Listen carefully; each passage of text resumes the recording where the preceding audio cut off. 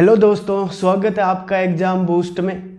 तो दोस्तों, आज जिस टॉपिक पर डिस्कस करने वाले हैं उसने पूरी दुनिया को अपने सामने झुका रखा है।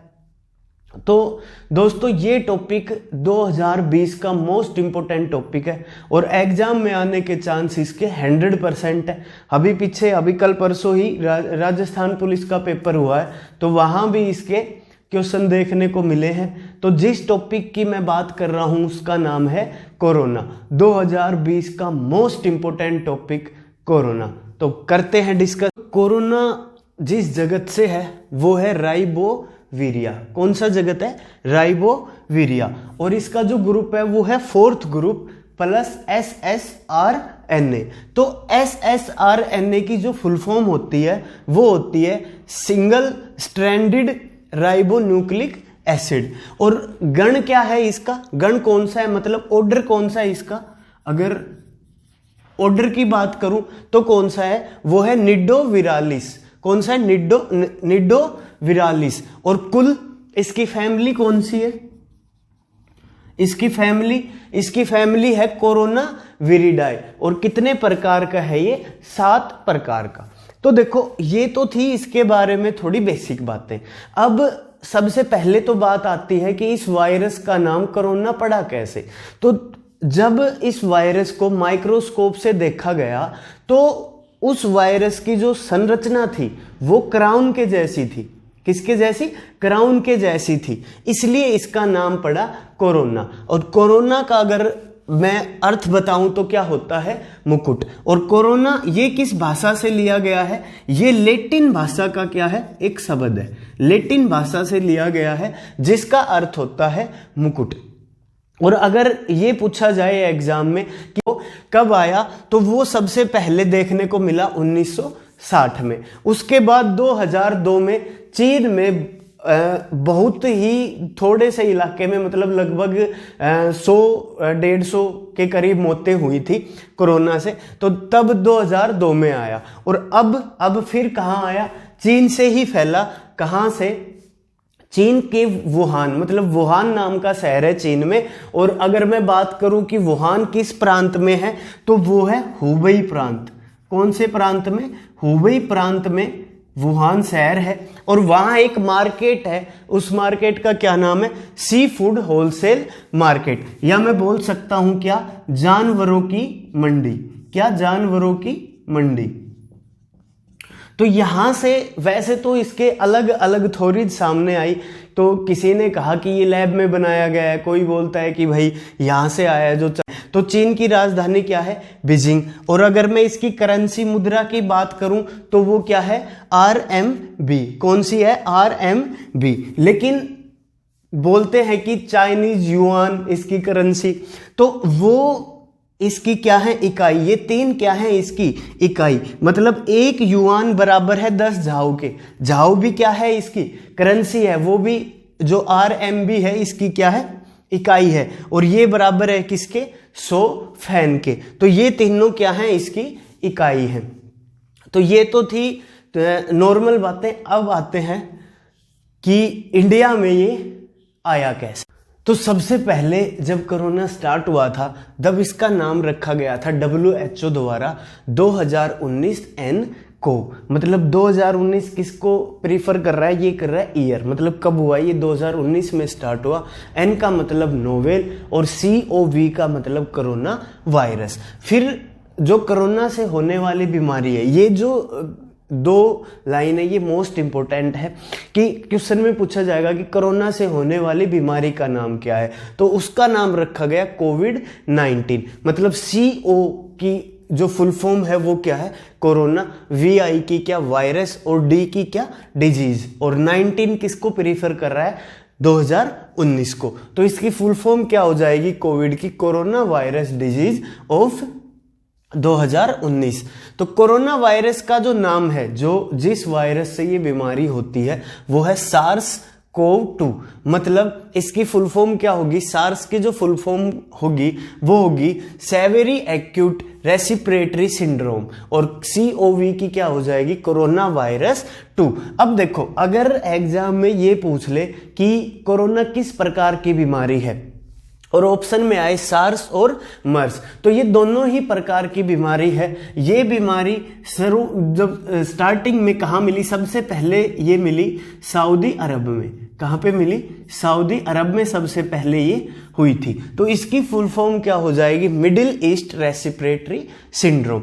अब अगर कोरोना के लक्षण की बात करें कि कोरोना के लक्षण क्या क्या हैं, तो बहुत सारे ऐसे पेशेंट भी मिले हैं जिनमें कोई लक्षण नहीं पाए गए। तो मेन इसके जो लक्षण मिले वो है खांसी, जुकाम और बुखार। कौन से लक्षण? खांसी, जुकाम और बुखार। और ये किस अंग को प्रभावित करता है? तो ये करता है लंग्स को। अब WHO ने फिर क्या किया? ये चीन से निकला और अन्य देशों में क्या हो गया? फैल गया। तो इसे महामारी घोषित कर दिया, मतलब पेंडेमिक बीमारी घोषित कर दिया कि ये तो भाई महामारी है।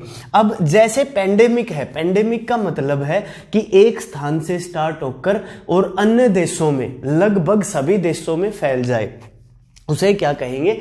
पेंडेमिक। और उससे कम, मतलब थोड़े बहुत भाई देशों में फैले, उसे क्या कहेंगे? एपिडेमिक। और एंडेमिक उससे कम, कि भाई एक ही देश में, लगभग सारे देश में फैल जाए, बाहर ना निकले। और स्पोराडिक क्या होती है? कि देश के भी किसी छोटे से क्षेत्र में वो बीमारी रहे। तो अगर WHO की बात करूं, WHO ने इसे महामारी घोषित किया और WHO ने ही ये इसको नाम दिए। तो WHO की बात करूं तो उसकी जो फुल फॉर्म होती है वो क्या होती है? World Health Organisation. और इसकी जो स्थापना हुई थी वो कब हुई थी? वो हुई थी 7 अप्रैल 1940 को। और इसका जो हेडक्वार्टर है वो कहाँ है? वो है जिनेवा, स्विट्जरलैंड। तो यहां तक तो बात थी कोरोना की भारत से पहले। अब क्या होता है कि ये चीन से निकलकर सभी देशों में फैल जाता है, मतलब लगभग देशों में। कुछ देश बच रहे हैं, 7 या 8 देश बच रहे हैं जिसमें कोरोना नहीं गया है। तो 30 जनवरी 2020 को वुहान यूनिवर्सिटी में पढ़ने वाली एक छात्रा आती है और उसको ये लक्षण पाए जाते हैं और उसका टेस्ट जब कराया जाता है तो कोरोना पाया जाता है। तो पहला कन्फर्म पेशेंट की अगर मैं बात करूं तो वो क्या है? वो कहां पे? केरल में। तो पहला जो कन्फर्म पेशेंट है कोविड का वो कहां पाया जाता है? वो पाया जाता है केरल में। और पहली मौत किस राज्य में होती है? कोरोना से होने वाली पहली मौत किस राज्य में? वो होती है कर्नाटक में। अब धीरे धीरे देश में क्या हुआ? फैलने लग गया। भाई चीन से या और किसी देश से आ रहे थे लोग, तो जो वहाँ पे भाई पढ़ाई कर रहे थे या अपना काम जो भी रोजगार के लिए जा रखे थे, तो वो सब आ रहे थे। तो धीरे धीरे क्या हुआ कि पूरे देश में ये फैलना स्टार्ट हो गया। तो पहली बार, मतलब पहला राज्य जिसने कर्फ्यू का ऐलान किया वो था पंजाब। मोस्ट इंपोर्टेंट है ये सारी। तो और महामारी घोषित करने वाला इंडिया का पहला राज्य हरियाणा, और लॉकडाउन का ऐलान करने वाला पहला राज्य वो है राजस्थान। अब धीरे धीरे केस बढ़ने लग गए तो उनके लिए भाई हमें अस्पताल भी चाहिए, है ना, और सारी चीजें जरूरत की हमें चाहिए थी। तो पहला कोविड-19 अस्पताल 7 हिल्स महाराष्ट्र में बन के तैयार हुआ। और वो बनाया किसने? वो बनाया रिलायंस इंडस्ट्री लिमिटेड ने। ये 100 बेड का हॉस्पिटल था। कितने बेड का? 100 बेड का हॉस्पिटल था। और अगर मैं पहला कोविड ओपन अस्पताल की बात करूं, सेटअप किया गया था, ओपन हॉस्पिटल था, तो वो भी कहां बना? वो भी बना महाराष्ट्र में। लेकिन ये था 1008 बेड का। ये कितने बेड का था? ये था 1008 बेड का। अब कोरोना टेस्ट का जो नाम है वो है RT-PCR। क्या नाम है? RT-PCR। तो RT की जो फुल फॉर्म है वो क्या है? Reverse transcription. और PCR की पॉलीमरेज चेन रिएक्शन। और इसकी जो दवाई है वो क्या है? इसकी दवाई कोई वैक्सीन या कोई दवाई तैयार नहीं हुई। जो इंडिया में मलेरिया की दवाई यूज करते थे वही ICMR ने कहा कि भाई इसको देख के देखो, तो उससे क्या हुआ? मरीज ठीक होने लग गए। और ICMR क्या है? Indian council of medical research. और जो दवाई का नाम वो क्या है? हाइड्रोक्सीक्लोरोक्विन। ये मलेरिया की दवाई है। अभी तक कोई भी वैक्सीन बनी नहीं है। दवाई भी बहुत सारी आ गई अब तो मार्केट में, और वैक्सीन भी बन रही है, तैयार मतलब चल रही है उस पर। तो कोरोना की एंट्री इंडिया में हो जाती है और कोरोना धीरे धीरे अपने पैर फैला रहा था। तो 22 मार्च को जनता कर्फ्यू लगाया गया। मतलब अपने जो प्रधानमंत्री जी हैं नरेंद्र मोदी जी, उन्होंने 21 तारीख को आह्वान किया कि भाई किसी पे कोई भी पाबंदी नहीं है, आप जनता कर्फ्यू भाई खुद की मर्जी से खुद को अंदर रखो। मतलब कि आप जो कोरोना है उसकी चैन को तोड़ने के लिए, कड़ी को तोड़ने के लिए कि भाई सब अंदर रहेंगे तो हो सकता है कि क्या कोरोना एक दूसरे से जब लोग संपर्क में नहीं आएंगे तो कोरोना के बढ़ने के चांस नहीं है। तो जनता कर्फ्यू का ऐलान किया गया और बहुत ज़्यादा सक्सेसफुल रहा। और ये 14 घंटे का जनता कर्फ्यू था, सुबह 7 से लेकर 9 बजे तक। फिर धीरे धीरे कोरोना बढ़ता जा रहा था तो लॉकडाउन की स्थिति पैदा हो गई। तो पहली बार जब लॉकडाउन लगा वो लगा 25 मार्च से 14 अप्रैल तक। 25 मार्च 2020 से 14 अप्रैल 2020 तक 21 दिन का।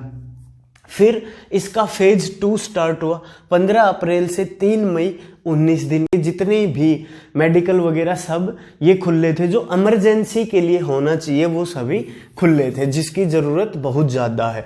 तो 25 मार्च को पहला लॉकडाउन हुआ और 14 अप्रैल तक चला। कितने दिन? 21 दिन। फिर फेज 2 15 अप्रैल से 3 मई, कितने दिन? 19 दिन। फिर फेज 3 की स्टार्टिंग हुई 4 मई से 17 मई, 14 दिन के लिए। फिर फेज 4 कब? 18 मई से 31 मई, कितने दिन? 14 दिन। तो ये 4 क्या थे? लॉकडाउन थे। जो बीमार होने वालों की संख्या है, मान लो कि आज अगर 10,000 मरीज आ रहे हैं और 8 या 9,000 ठीक होके जा रहे हैं, तो ये है कि हाँ कंट्रोल में है, थोड़ा सा क्या है कंट्रोल में है। तो अब क्या हो गया, इतने दिन लॉकडाउन के बाद अनलॉक होना शुरू हो गई धीरे धीरे, कि अब भाई पहले जैसे कि ये मान लो मंदिर खोल दिए जाएं, ये और भाई जो ज़रूरत की सामान है जैसे अपने मॉल्स वगैरह खोल दिए जाएं या दुकानें खोल दी जाएं, तो वो सब होने लग गया। तो अनलॉक 1.0 1 जून से 30 जून तक, कितने दिन के लिए? 30 दिन के लिए। फिर अनलॉक 2.0 चला 1 जुलाई से 31 जुलाई, कितने दिन? 31। और फिर अनलॉक 3.0 1 अगस्त से 31 अगस्त। फिर 4.0 1 सितंबर से 23 सितंबर। फिर 5.0 1 अक्टूबर से 31 अक्टूबर। और 6 अभी चल रहा है 1 नवंबर से 30 नवंबर तक। तो लगभग अब आज की बात करूं तो 10 दिन हो गए। तो धीरे धीरे क्या है, चीजें खुलनी मतलब अनलॉक होनी स्टार्ट हो गई। अब कोरोना को रोकने के लिए बहुत सारे ऐप, पोर्टल, अभियान ये सब स्टार्ट किए गए। तो ये भी एग्जाम के लिए बहुत ज़्यादा इम्पोर्टेंट हो जाते हैं। तो उनको बारी बारी और जल्दी जल्दी डिस्कस करेंगे, वरना वीडियो बहुत ज़्यादा लंबी हो जाएगी। तो अगर ऐप और पोर्टल की, तो भारत सरकार ने सबसे पहले जो ऐप तैयार किया था वो था कोरोना कवच, लेकिन ये किसी कारणों से क्रैश हो गया। उसके बाद इन्होंने बनाया आरोग्य सेतु, और ये 3 काम एक साथ कर रहा था। मतलब सेल्फ असेसमेंट, जीपीएस ट्रैकिंग और सोशल डिस्टेंसिंग। मतलब अगर आपने ये ऐप डाउनलोड कर रखा है और ब्लूटूथ इसका ऑन है, तो वो कुछ अगर आप ऐप में जाओगे तो कुछ क्वेश्चन पूछता है कि आपको खांसी है, बुखार है या जुकाम है, या आप यात्रा करके आए हैं कहीं विदेश की, तो वो तो हो गया सेल्फ असेसमेंट। और जीपीएस ट्रैकिंग क्या हो गया, और सोशल डिस्टेंसिंग, ये दोनों क्या हो गए कि आपको आपके नज़दीक वाले एरिया में ये बता देगा कि भाई 500 मीटर दूर इतने मरीज़ हैं, आपके 1 किलोमीटर, 10 किलोमीटर दूर, 50 किलोमीटर दूर इतने मरीज़ हैं सब। तो ये कितनी, और पूछा जाए कि कितनी भाषा में बनाया गया, तो इसमें टोटल 11 भाषा बनाई गई है इस ऐप में। मतलब 11 भाषाएं हैं। और किसने बनाया? ये भारत सरकार ने बनाया। अब ये तो हो गया भारत सरकार का। अब अलग अलग राज्यों ने अपने अलग अलग ऐप बनाए। वो कौन कौन से हैं? तो जो कर्नाटक है उसने एक तो बनाया कोरोना वॉच, जितने भी ऐप बने ना, उन सब का लगभग एक ही काम है। तो इसने बनाया कोरोना वॉच और अपता मित्र। और एक ऐप और तैयार किया गया कि जो बच्चे हैं उन जो ऑनलाइन कोचिंग के लिए, मतलब उनकी जो शिक्षा है वो रुके ना, तो उसके लिए इन्होंने बनाया गेट कैट गो, इसके लिए ऑनलाइन कोचिंग के लिए। और अब हरियाणा की बात करते हैं, तो हरियाणा में भी जो ऐप बनाए गए, मेन ऐप जो मुख्य ऐप है उनकी बात करेंगे, वो है हेल्प मी और हरियाणा सेवक। और पंजाब ने जो ऐप बनाए वो है कोवा पंजाब, और इन्होंने एक ऑपरेशन की शुरुआत की, वो क्या थी, फतेह। तो कोवा का जो मतलब है वो है कोरोना वायरस अलर्ट।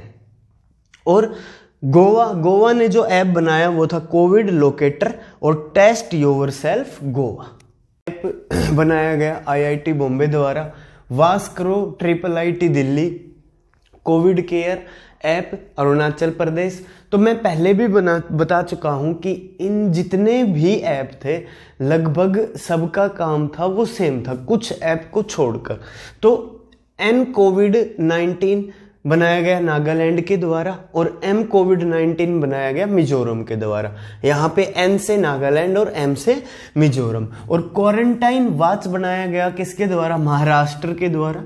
कोविड-19 ई बाजार राजस्थान के द्वारा, कि भाई ये जो है ये ऐप किस लिए बनाया गया था कि आप इस ऐप को डाउनलोड करो, यहाँ से कोई भी वस्तु खरीद सकते हो, आपके घर पहुंच जाएगी। राजकोप सिटीजन ये बनाया गया राजस्थान पुलिस द्वारा, जो कोविड के पेशेंट थे उनको ट्रैक करने के लिए। सहयोग ऐप बनाया गया भारतीय सर्वेक्षण विभाग द्वारा, महाकवच महाराष्ट्र द्वारा। और जो संयम ऐप है वो बनाया गया म्युनिसिपल कॉरपोरेशन, कहाँ का, पुणे का, पुणे म्युनिसिपल कॉरपोरेशन। tCovid-19 ये बनाया गया तेलंगाना द्वारा। और एक तेलंगाना ने एक और ऐप बनाया, वो क्या था, तेलंगाना कोविड-19 ट्रैकर। ये किसके द्वारा बनाया गया, तेलंगाना पुलिस के द्वारा। कोविड-19 केयर तमिलनाडु के द्वारा। कोविड-19 क्वारंटाइन मॉनिटर, ये इंपॉर्टेंट, बहुत ज़्यादा इंपॉर्टेंट है। ये देश का पहला मॉनिटर, क्वारंटाइन मॉनिटर, मतलब तमिलनाडु में जितने भी लोग क्वारंटाइन हैं उनका डाटाबेस इस कंप्यूटर में रखा गया। तो ये क्या हो जाएगा, देश का पहला क्वारंटाइन मॉनिटर। ई कार्यालय बनाया गया CISF के द्वारा, कि भाई आपको ऑफिस जाने की जरूरत नहीं है, अपने जो डॉक्यूमेंट वगैरह बना के सब ऐप से सबमिट करो। कोविड फार्मा बनाया गया आंध्र प्रदेश के द्वारा, कि अगर आपको कोई दवाई चाहिए तो आप इस ऐप पर जाकर वो दवाई ले सकते हैं, मतलब आपको घर पहुंचा दी जाएगी। और कोविड-19 आंध्र प्रदेश एक और ऐप ये बनाया गया, कहाँ, आंध्र प्रदेश के ही द्वारा। आयुष संजीवनी ये बनाया गया आयुष मंत्रालय के द्वारा। और अन्नपूर्णा सप्लाई मित्र पोर्टल, आयुष कवच कोविड, प्रवासी राहत मित्र, ये सब बनाए गए उत्तर प्रदेश के द्वारा। इनका अलग अलग काम था। अन्नपूर्णा जो जरूरत के सामान, मतलब जहां पे जिसको खाने की जरूरत है वहां पर खाना पहुंचाना। सप्लाई मित्र ये भी यही काम कर रहा था, ये लोगों को जरूरत की वस्तुएं पहुंचा रहा था। आयुष कवच कोविड वही क्वारंटाइन पे नजर और जो कोरोना के जो मरीज हैं उन पे नजर रख रहा था। प्रवासी राहत मित्र जो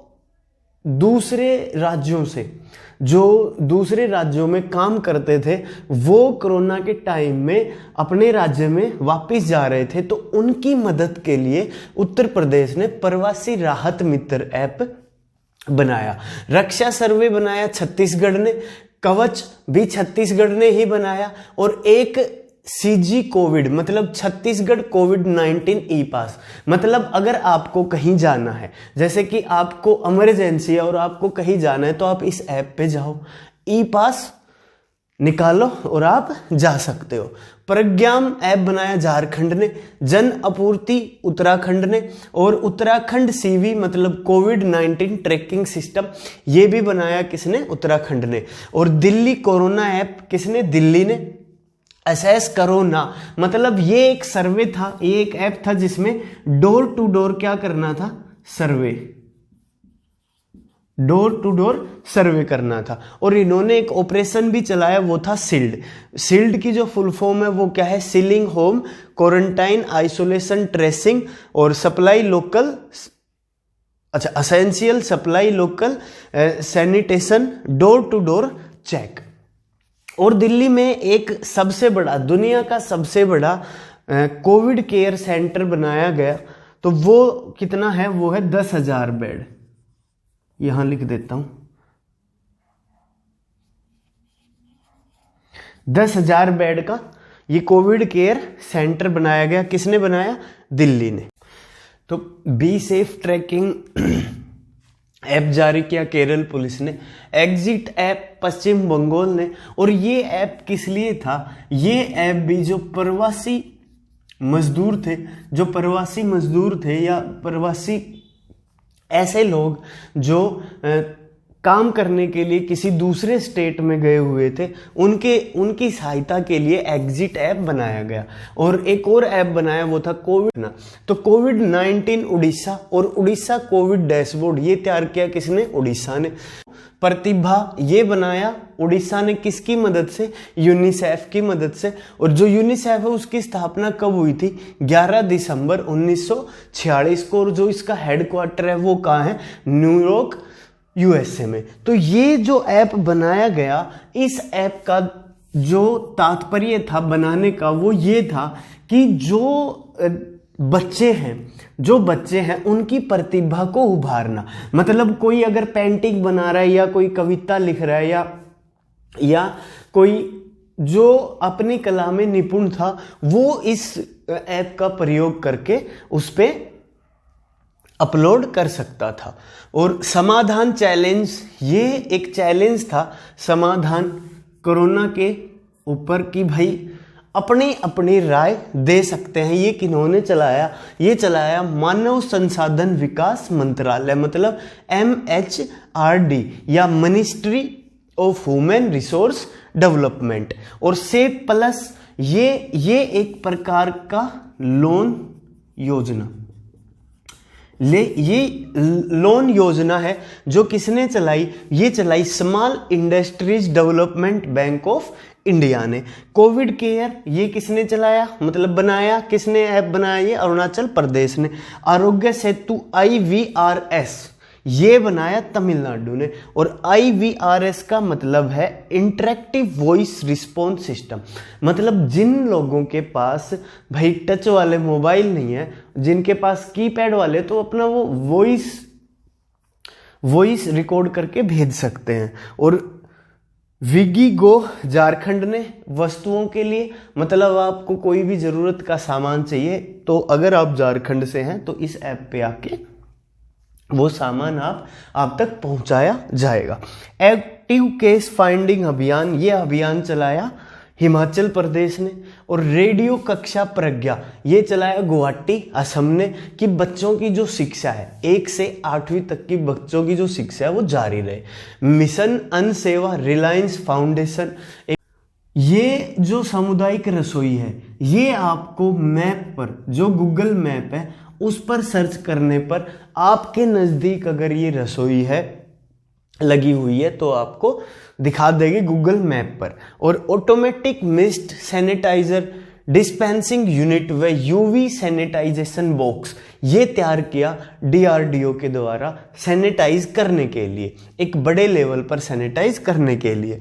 तो DRDO की बात आती है तो इसकी जो फुल फॉर्म है वो है डिफेंस रिसर्च डेवलपमेंट ऑर्गेनाइजेशन। और इसकी जो स्थापना हुई थी वो कब हुई थी, 1958 में। और इन हाउस सुविधा ये क्या था, ये कि सब कुछ भाई लॉकडाउन था तो कोर्ट सही से चल नहीं पा रहे थे, तो इन्होंने क्या किया, एक ऐप बनाया उत्तर प्रदेश ने, इन हाउस सुविधा। मतलब आप घर में बैठकर कोर्ट की फील ले सकते हैं कि आप कोई भी केस है, अगर आपका कोई भी केस है तो वो ऑनलाइन फैसला होगा। तो आभासी कोर्ट इसको बोला जाता था। और इसकी सबसे बड़ी बात ये थी कि ये बिना इंटरनेट के चलता है।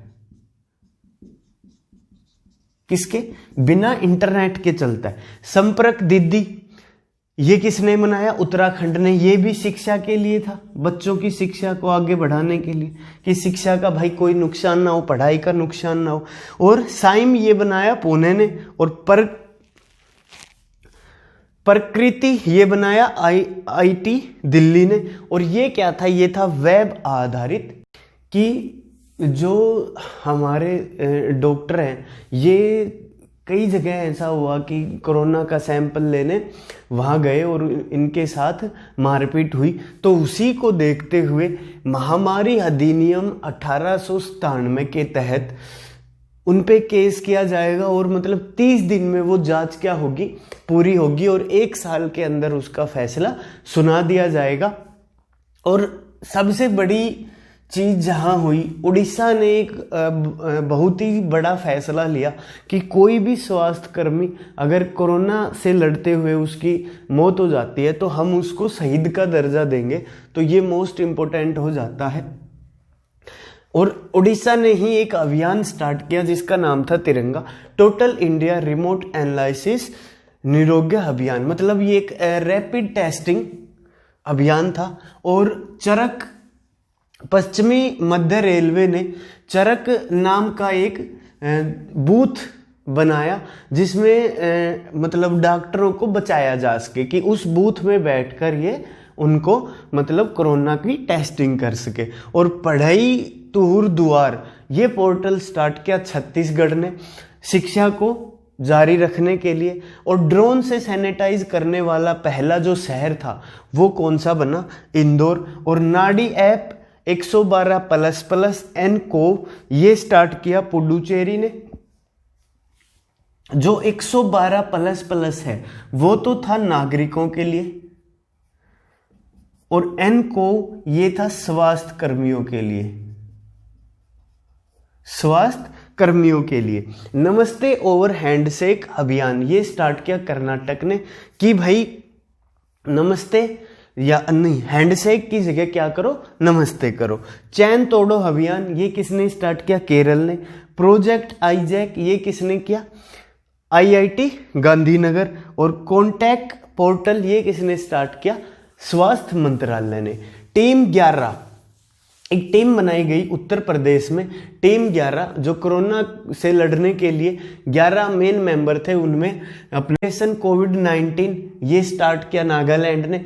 जैविक सूट मतलब जो स्वास्थ्य कर्मी है जो कोरोना के मरीजों को देख रहे हैं उनके लिए, कि उनको कोई खतरा ना हो, उनके लिए एक जैविक सूट तैयार किया गया। किसके द्वारा? DRDO के द्वारा। और डिजिटल स्टेथोस्कोप मतलब ये तैयार किया IIT बॉम्बे ने, कि जब हम डॉक्टर के पास जाते हैं तो वो अपने जो हार्ट है उसकी धड़कनें नापता है तो हाथ लगाता है, तो लेकिन इन्होंने एक ऐसा स्टेथोस्कोप, डिजिटल स्टेथोस्कोप किया कि दूर से ही जो हार्ट है उसकी धड़कन मापी जा सके। कोबोट रोबोटिक ये किसने किया? झारखंड ने। ये एक प्रकार का रोबोट था जो कोरोना के मरीजों को खाना और दवाई देता था।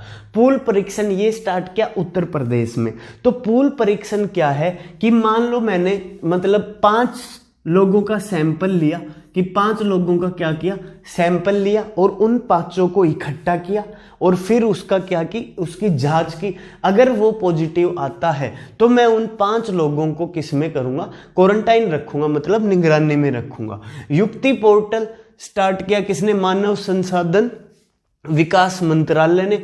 और आयुर्वेद के साथ एलोपैथी का उपयोग ये स्टार्ट किया गोवा ने, मरीजों को ठीक करने के लिए।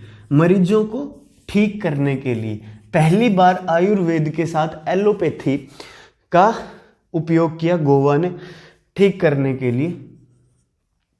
कॉन्टैक्ट ट्रेसिंग प्लेटफॉर्म ये स्टार्ट किया गूगल और एप्पल ने मिलके। Sanitiser tunnel Ahmedabad railway station ने स्टार्ट की, मतलब देश का पहला रेलवे स्टेशन, ये देश का पहला रेलवे स्टेशन है जिसने सैनिटाइजर टनल लगाई थी। प्लाज्मा थेरेपी की शुरुआत प्लाज्मा थेरेपी बहुत कारगर साबित हुआ है, बहुत ज़्यादा कारगर साबित हुआ। तो प्लाज्मा थेरेपी की शुरुआत हुई थी, वो कहाँ हुई थी? केरल में। और होम स्क्रीनिंग टेस्ट किट ये किसने बनाई? बायोन ने। और मोदी किचन, ये मोस्ट इंपोर्टेंट है, मोदी किचन की शुरुआत किसने की? तमिलनाडु ने। और तमिलनाडु में भी पूछे तो कहाँ? कोयम्बटूर में। इंस्टाग्राम ने भारत में फीचर जो लॉन्च किया वो था इंस्टाग्राम फीड।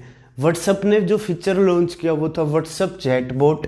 और सोडर गूगल ने एक ऐप बनाया और प्लस एक वेबसाइट भी बनाई google.com कोविड-19। और फेसबुक ने कोरोना वायरस इंफॉर्मेशन सेंटर एक फीचर लॉन्च किया। क्या? Corona virus information centre. Corona care ये एक इंश्योरेंस पॉलिसी थी जो फोन पे और बजाज एलियंस ने बनाया। ड्रिंकिंग प्लान ये लागू किया दिल्ली ने। तो इसकी जो फुल फॉर्म है वो क्या है? Testing, tracing, treatment, team work और ट्रैकिंग। तो ये प्लान भी बहुत ज़्यादा सक्सेसफुल हुआ। और डोमिनोज पिज्जा और आईटीसी फूड्स ने मिलकर एक सेवा स्टार्ट की। वो क्या थी? डोमिनोज एसेंशियल सेवा। ड्रीम केरल प्रोजेक्ट ये किसने? केरल ने बनाया। किनके लिए बनाया? ये भी प्रवासी। भारत की पहली वैक्सीन जिसे मानव पर परीक्षण की मंजूरी मिली वो कौन सी है? कोवैक्सीन। और गरीब कल्याण रोजगार अभियान ये चलाया गया बिहार में। और इसकी जो उद्घाटन था वो किसने किया था? वो किया था अपने प्रधानमंत्री जी नरेंद्र मोदी ने। जीवन शक्ति योजना ये किसने? मध्य प्रदेश ने। और जीवन शक्ति योजना ये महिलाओं के लिए थी कि इन्होंने कहा था कि आप मास्क बनाओ और हमें बेचो, मतलब मास्क बनाओ और हमें दो, उसके लिए आपको रुपए मिलेंगे। 11 रुपए का वो मास्क इन्होंने खरीदा था। अब वेंटिलेटर की बात करते हैं कि वेंटिलेटर भाई एकदम से जब इतने मरीज हुए तो वेंटिलेटर की तो जरूरत पड़नी है। तो वेंटिलेटर बहुत से IITs ने और भारतीय रेलवे ने भी जीवन वेंटिलेटर बनाया गया। बहुत ज़्यादा कम लागत में बनने वाला वेंटिलेटर किसने बनाया? भारतीय रेल कपूरथला ने। और जीवन लाइट ये बनाया IIT हैदराबाद और एरो बायोसिस। और ये इसकी खासियत थी कि ये बिना लाइट के 5 घंटे चल सकता था। अगर लाइट नहीं भी है तो भी ये 5 घंटे चल सकता है। प्रोजेक्ट प्राण ये बनाया IISc बेंगलुरु। और ये ध्यान रखना ये भारत का पहला स्वदेशी वेंटिलेटर है। स्वदेशी वेंटिलेटर, ठीक है। पोर्टेबल वेंटिलेटर बनाया IIIT कानपुर ने। प्राणवायु वेंटिलेटर IIT रुड़की ने। किनके साथ मिलकर? एम्स ऋषिकेश के साथ मिलकर। और विटल वेंटिलेटर बनाया नासा ने। और नासा की बात करें तो नासा की जो स्थापना थी वो कब हुई थी? 1900। इसका जो हेडक्वार्टर है वो कहाँ है? Washington DC। अब बात करते हैं कोरोना जब आया तो इसकी टेस्टिंग के लिए लैब में इसे भेजा गया कि भाई ये किन किन वायरसों से मिलके बना है। तो जो उसे बोलते हैं जीनोम सीक्वेंस। तो उसकी जब इंडिया में पहली बार जांच की वो की थी नेशनल इंस्टीट्यूट पुणे ने। और दूसरी बार जब जांच की तो वो की GBRC गुजरात ने। लेकिन अगर दुनिया की बात करें तो दुनिया की पहली बार जब जांच की तो वो की थी चीन की CDC ने। करते हैं दोस्तों कोरोना से मुक्त पहला देश। तो कोरोना से मुक्त होने वाला, पूरी तरह से मुक्त होने वाला पहला देश है वो है स्लोवेनिया। और अगर मैं इंडिया की बात करूं तो इंडिया का वो पहला राज्य जो कोरोना से मुक्त हो चुका है वो है गोवा। इसके बाद मणिपुर भी कोरोना से मुक्त हो चुका है। लेकिन अगर पहले राज्य की बात की जाए तो वो कौन सा है? गोवा। तो दोस्तों थैंक यू। अगर आपको वीडियो पसंद आई हो तो लाइक करें, शेयर करें और सब्सक्राइब करें। ये था पार्ट 1। मिलते हैं पार्ट 2 में। PM केयर फंड के बारे में सारी जानकारी ऐसे ही आपको दी जाएगी। धन्यवाद।